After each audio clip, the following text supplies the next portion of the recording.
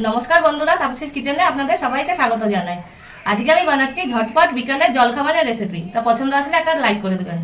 तो चलुन भिडियोटा शुरू करी। एखाने दिये देबो आमि एक बाटी मयदा, 2 चामच मतन सादा तेल दिये देबो, कसुरी मेथी दिये देबो अल्प, जोयान दिये देबो अल्प, स्वाद मतन दिये देबो लवण और लंकार गुঁড়ো दिये देबो अल्प। एबार आमि भालो करे मिशिয়ে নেব এগুলো।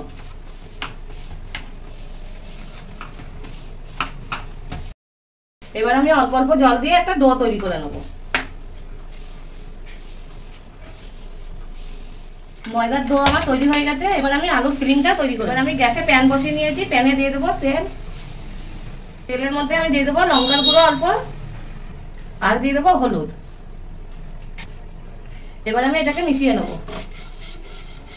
এখানে আমি দুটো আলু সেদ্ধ করে রেখেছি, সেদ্ধ করে ম্যাশ করে নিয়েছি, আলু দুটো আমি দিয়ে দেব।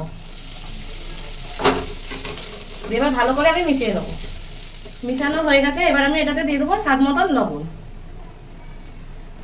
কসুরি মেথি দিয়ে দেবো অল্প আর অল্প চাট মশলা। এবার আমি মিশিয়ে নেব।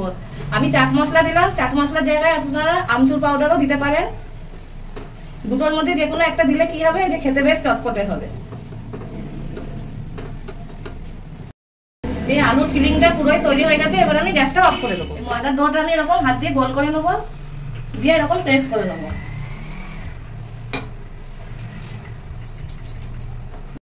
দিয়ে বেলে নেবো এরকম করে, একটু বড় করেই বেলবো।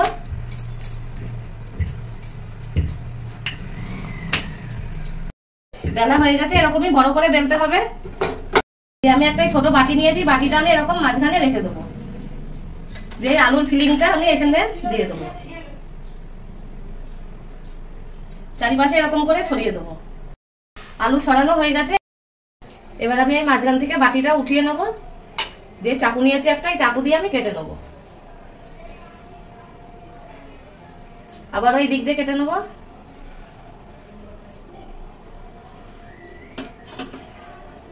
আবারও আমি এরকম করে কেটে নেব, ঠিক যেরকম পিজা কাটে ওরকমই কেটে নেব। চারিপাশ দিয়ে আমি পাতলা পাতলা করে কেটে নিয়েছি। এবার আমি এরকম রোল করে দেবো। প্রথমে রোলটা যত পাতলা হবে ততই ভালো হবে। এরকম করেই আমি রোল করে নেব।